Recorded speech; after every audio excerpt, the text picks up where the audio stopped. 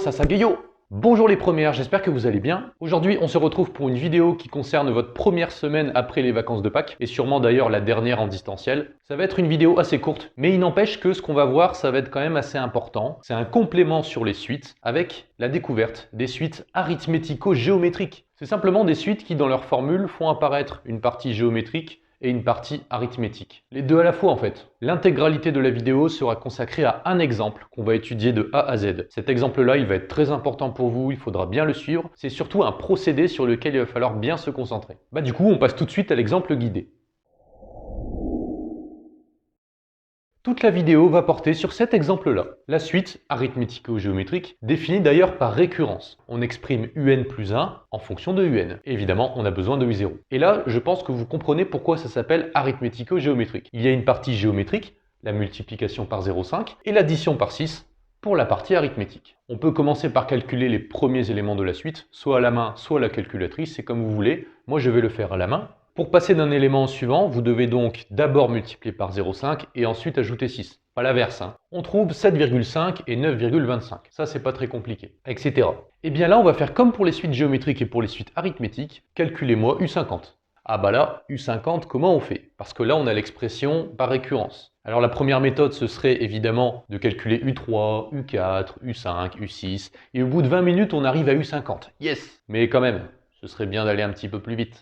Alors attention, je vous vois arriver, vous allez vous dire « Ah bah c'est facile, je multiplie 50 fois par 0,5 et j'ajoute 50 fois le chiffre 6. » Ouais, c'est la fête. Sauf que non, ça marche pas, parce qu'il y a une question de priorité. Vous ne pouvez pas regrouper les multiplications entre elles et ensuite réserver les additions pour la fin. Attention, là vous pouvez vérifier, si vous multipliez ça 2 fois par 0,5 et que vous ajoutez ensuite 2 fois le chiffre 6, vous ne serez pas à 9,25. Attention, donc ça marche pas. Comment on fait? Eh bien on est embêté.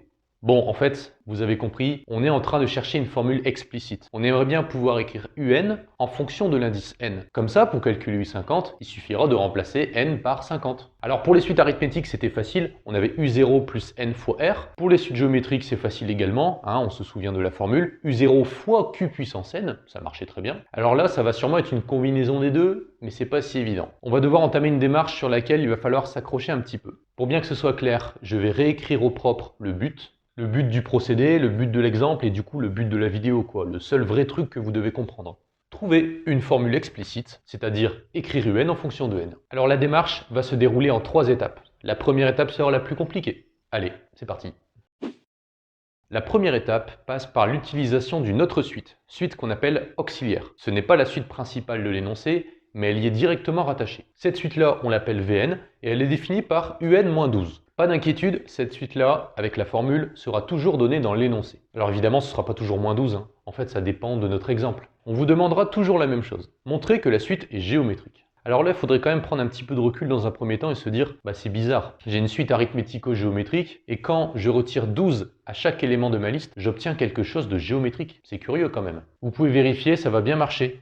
On regarde par exemple V0, V1, V2. Il suffit d'aller chercher U0, U1 et U2 et d'enlever à chaque fois 12. C'est-à-dire qu'on obtient -9 pour le premier, -4,5 pour le deuxième et -2,25 pour le troisième. Et là, ce qui est curieux justement, c'est que pour passer de -9 à -4,5, c'est une multiplication par 0,5, mais c'est aussi le cas pour passer de V1 à V2. Et en fait, ça va être toujours le cas, mais il va falloir le démontrer. Alors c'est parti. Pour démontrer qu'une suite est géométrique, il faut montrer que l'élément suivant est égal à l'élément précédent fois une quantité fixe, appelée raison, et ce, peu importe l'endroit où je me situe dans ma liste. Donc, on va démarrer par la quantité Vn plus 1.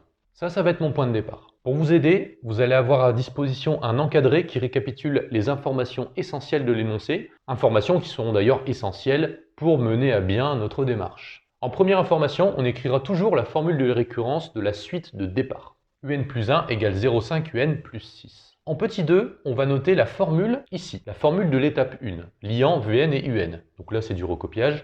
Et la petite formule 3, pour l'instant, je n'en parle pas, j'en parlerai juste après. Alors, Vn plus 1, on va essayer de le transformer au maximum, et puis à la fin, le but, c'est de faire apparaître la quantité Vn multipliée par une quantité fixe. Cette quantité fixe, en fait, ça va être 0,5. On vient de le voir avec le schéma. Alors, pour transformer ça, on va utiliser notre encadré jaune à chaque fois. Est-ce qu'on utilise la 1, la 2 ou la 3? Alors, la 3, c'est un peu compliqué, il n'y a rien écrit. La 1, c'est bien, mais il n'y a que la suite un qui intervient. Là, on veut transformer Vn plus 1. Donc, en fait, ça va être la numéro 2. Sauf que là, c'est écrit Vn, et là, c'est écrit Vn plus 1. Comment on fait?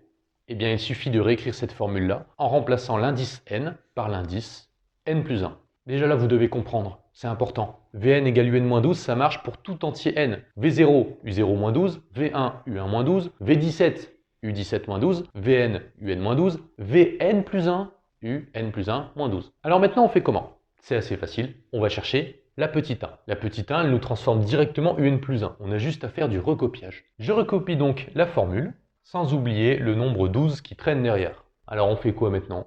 On pourrait regrouper les deux constantes, 6 avec moins 12. On se retrouve avec 0,5 un moins 6. Mais là, maintenant, on est un petit peu embêté. Parce qu'on souhaiterait avoir Vn. Nous, on a Vn plus 1, je vous ai dit, on veut à la fin obtenir quelque chose dépendant de la quantité Vn. Mais là, on a une écriture qui dépend uniquement de un. Comment repasser de un à Vn? Parce que la formule 2, elle est assez limitée. Elle permet de passer de un à Vn, mais pas l'inverse. Comment on fait pour revenir à notre suite Vn? On va devoir utiliser la formule 3. En fait, la 3, ça va être une transformation de la 2. Pour exprimer un en fonction de Vn, du coup, il suffit de partir de la 2 et d'ajouter 12 de chaque côté. Ça va donner Vn plus 12 égale un. Alors moi, j'ai pas trop de place pour l'écrire, mais vous pouvez, vous faites des flèches, vous mettez plus 12 de chaque côté pour bien comprendre comment vous avez fait. Et donc là, je me retrouve avec un égale Vn plus 12. C'est la petite 3 et je vais pouvoir l'utiliser. Là, c'est très important.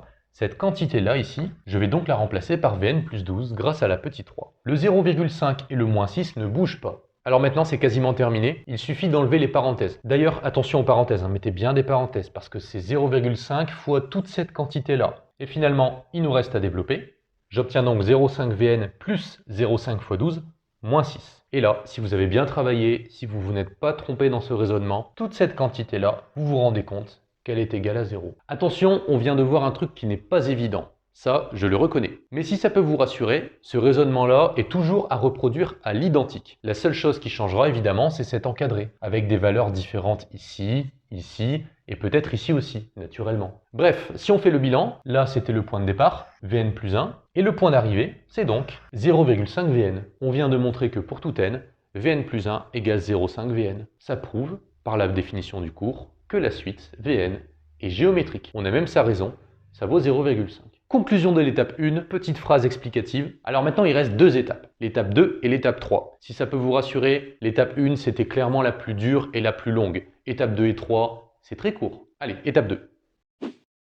Alors cette étape 2 est très courte. Je rappelle le contexte, on avait une suite arithmético-géométrique, on doit trouver une formule explicite de un en fonction de n en fait, et on n'y arrive pas. Du coup on passe par une suite Vn, et on vient de réussir à prouver qu'elle était géométrique. Mais là du coup une suite géométrique c'est bon, on fonce, on a une formule de cours pour ça. On écrit que Vn égale V0 fois Q puissance n. Alors il faut quand même qu'on clarifie ensemble V0 et la raison. La raison c'est bon, c'est 0,5. Alors le premier élément j'en ai déjà parlé, il valait moins 9, mais on va le recalculer ensemble. À votre avis, pour trouver V0, laquelle des trois formules on va utiliser? La 1, la 2 ou la 3?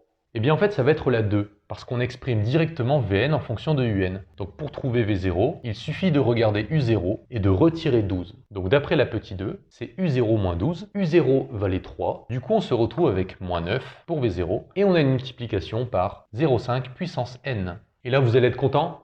Fin de l'étape 2. Bah oui, c'est pas très dur en fait. Ça c'est un truc sur les suites géométriques que vous maîtrisez très bien.